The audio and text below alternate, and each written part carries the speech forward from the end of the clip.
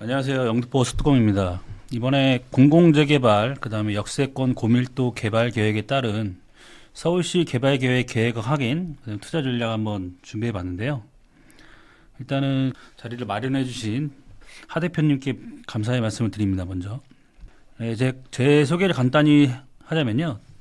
저희 현재 IT 쪽 업무를 하고 있고, 그다음에 뭐 데이터 마이닝, 뭐 분석 이쪽 하고 있고요. 그다음에 실제 6년 차 정도 됐고, 그다음에 트렌드에 맞는 투자를 하려고 노력하고 있습니다. 그래서 뭐 재개발, 재건축, 리모델링 등을 하고 있고요. 현장 탐사, 임장을 통해서 투자처를 발굴하고 약 한 2, 3년 정도 또는 그 임장을 참 많이 다녔던 것 같아요.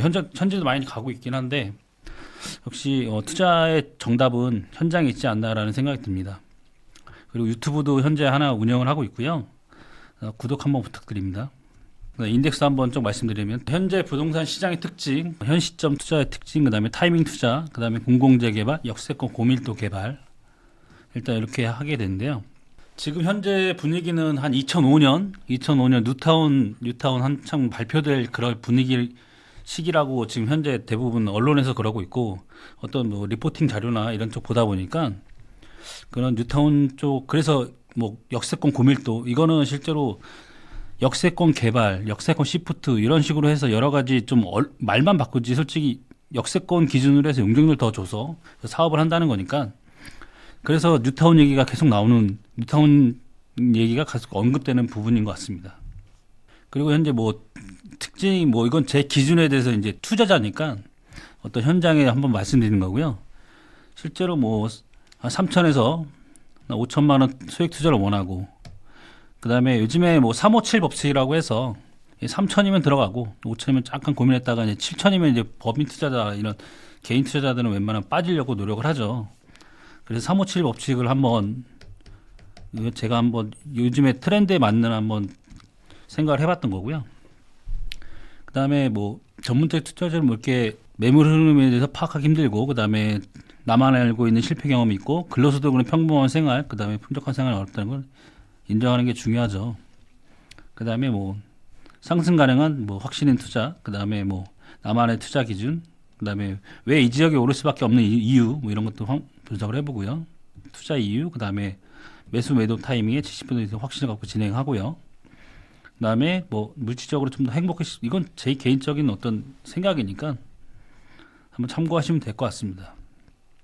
그리고 뭐 규제에 따른 풍선 효과에서 다양하게 정책들이 있는데요.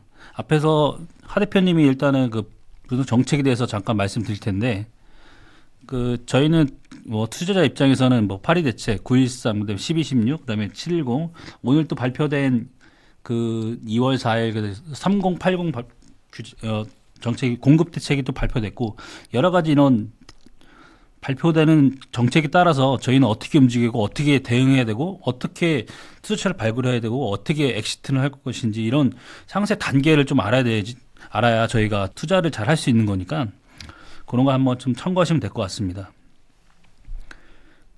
그다음에 뭐 8월 2일은 뭐 투기 지역 뭐 세금 대출 뭐 이런 쪽으로 규제가 시작된 거고요. 그다음에 913 같은 경우는 다주택자 대출 대안 금지 그다음에 1주택자 거주기간 강화, 장기 임대 종부세 합산 과세, 장특공제 요건 추가, 1세대 1주택 국가 장특공제 강화, 그다음에 1216 대책 같은 경우는 종부세 상향 조정됐고 양도세 비과세 2년 거주해야 되는 거고요.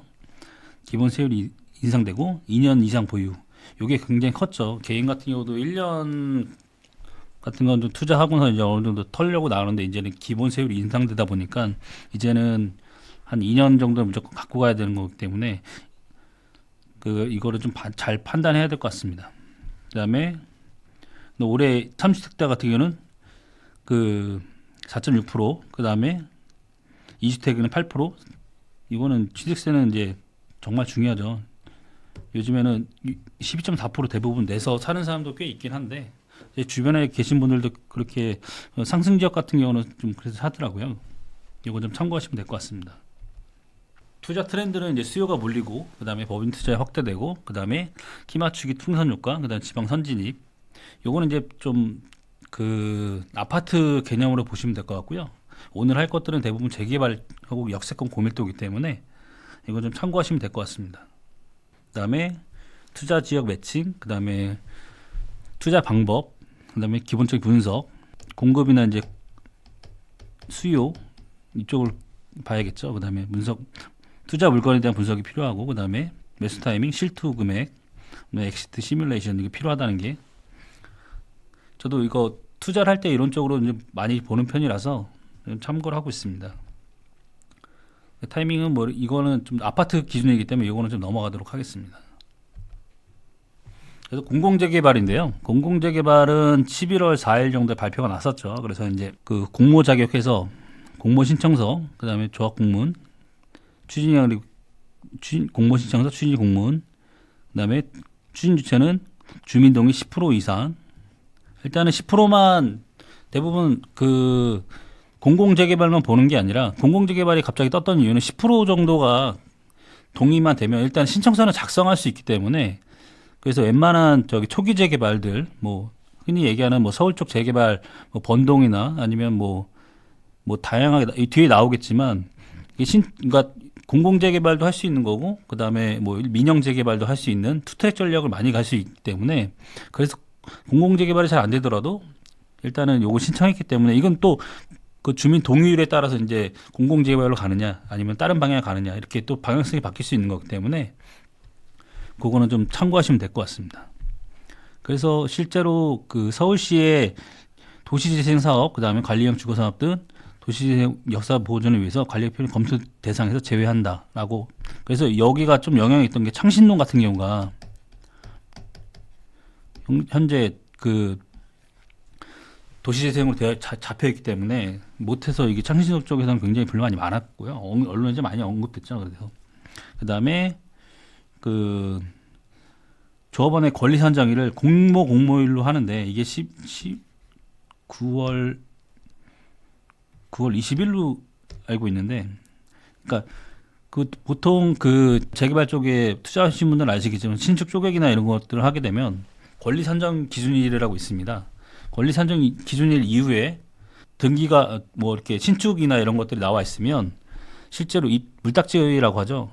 입주권이 안 나올 수 있는 거기 때문에, 그 웬만하면 재개발 물건을 사실 때는 한 20년 차 정도 되는 것들 위주로 사시는 게 좀 안전하고요.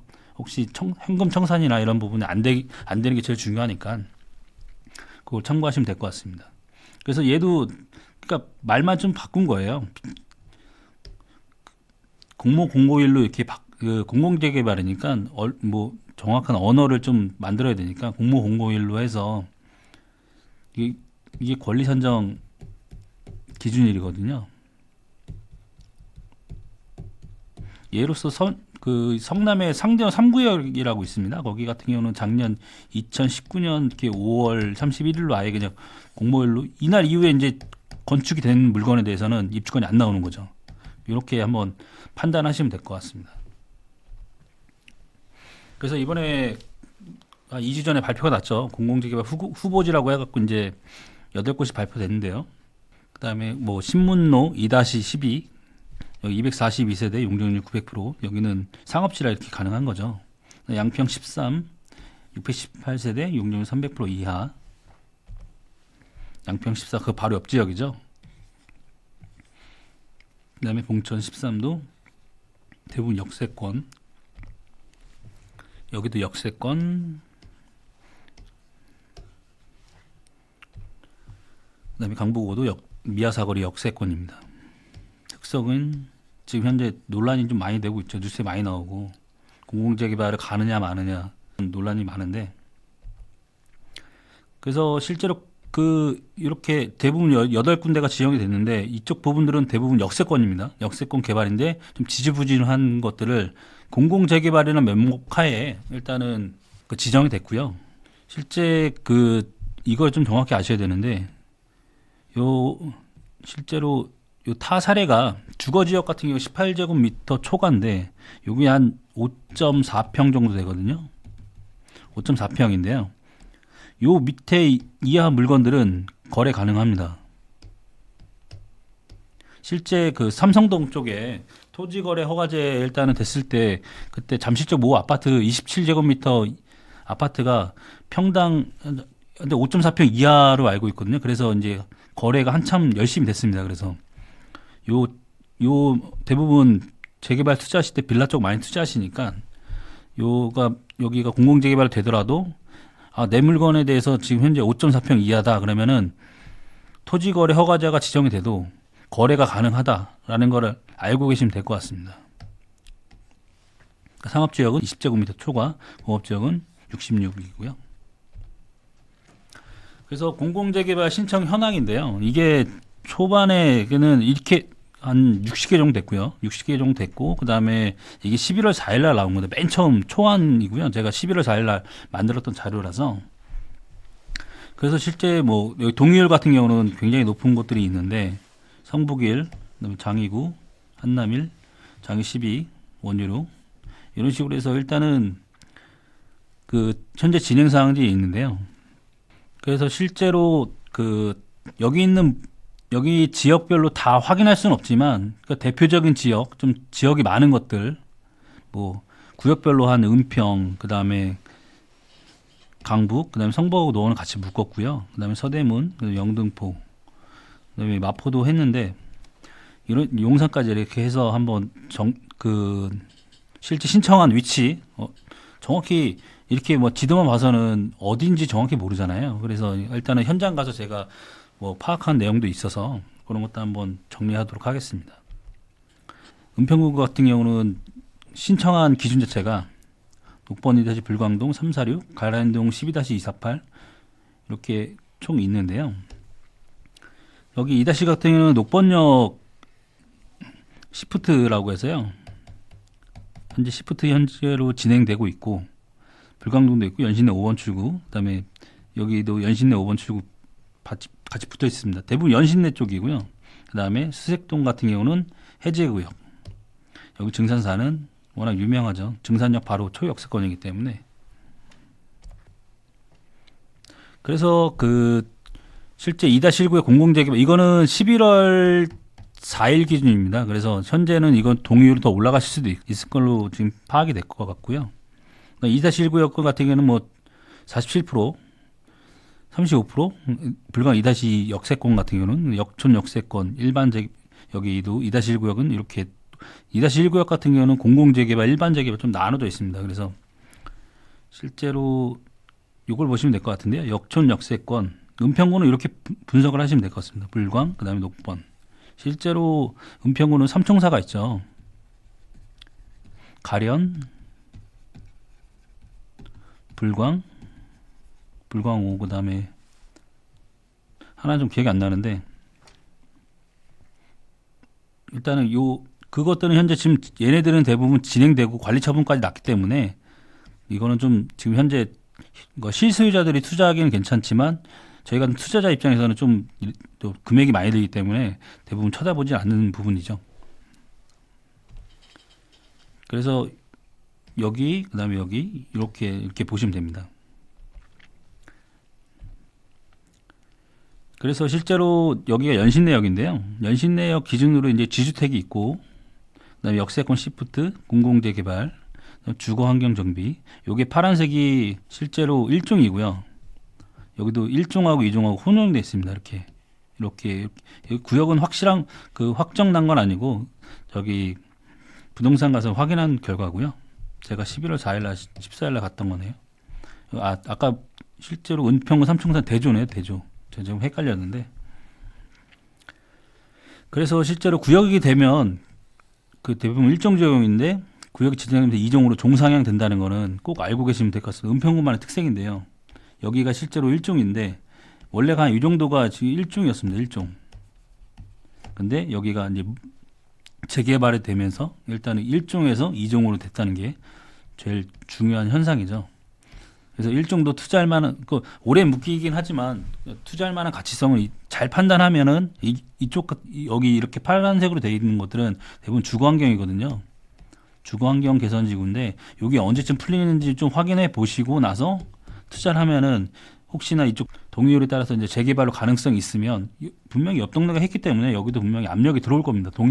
주민들이. 그렇기 때문에 그런 면에서는 여기뿐만 아니라 여기 은평구 쪽에 이렇게 일종으로 되어 있는 곳들이 꽤 있어요. 대부분 산이긴 한데 언덕이고요. 그런 쪽으로 한번 보시면은 투자 가치성이 있기 때문에 한번 보셔도 될 것 같습니다. 그다음에 녹번 역세권 시프트고요. 이게 이 박근혜 때 나오는 얘기죠. 시프트라는 거는. 그다음에 지금은 또 역세권 고밀도 개발 막 이렇게 말이 계속 바뀌는 건데 그 역세권 기준으로 해서요. 그 350m 이거를 그다음에 500m 500m를 제1 역세권 제2 역세권이라고 해서 하게 되는데 여기는 현재 되고 있긴 한데 아주 좀 지지부진한 부분들이 있습니다. 근데 동의율은 꽤 높아서 그래도 투자할 만한 가치가 있었는데 이렇게 좀 녹번 같은 경우는 역세권 시프트도 하고 있다라는 걸 좀 알고 계시면 투자하는 데 도움이 되실 겁니다. 그 다음에 녹번 시프트랑 그 다음에 녹번 2-1 공공재개발 신청한 곳들이 같이 있습니다. 그래서 녹번 2-1구역 공공재개발 신청했고요. 그 다음에 실제로 여기 좀 논란이 있는 게 공공재개발을 신청했는데 요 부분이 좀 애매한 거예요. 겹치는 부분이 좀 논란이 있고 구역이 확정된 게 아니라서 진행상의 확인이 필요합니다. 이렇게 역세권 시프트는 바로 녹번역에서 초역세권이기 때문에 같이 진행되고 있다는 걸 알고 계시면 될 것 같고요. 그래서 여기까지 해서 그 1부는 좀 마치도록 하겠습니다. 지금 현재 오늘도 좀 여러 가지 공급 대책이 나왔는데 투자하는 데 있어서는 지금 현재 어떤 단톡방이나 이런 쪽에 보다 보니까 웬만한 좀 심약자 매물이라고 해야 되나요? 오전 같은 경우는 좀 저렴하게 나온 한 500에서 1000 정도 내고가 조정이 된 물건들이 좀 나왔습니다. 그런 거 한번 이렇게 이런 거 왜 나왔을까 한번 분석을 해보시는 것도 괜찮을 것 같아서 이번에 공급 대책이 나왔는데 공급 대책이 정말로 되는 건 어떻게 될지 모르지만 좀 진행 상황을 한번 보시면서 투자 계획을 한번 짜시는 것도 좋은 방법이지 않을까라는 생각이 듭니다. 일부 들어주셔서 감사합니다.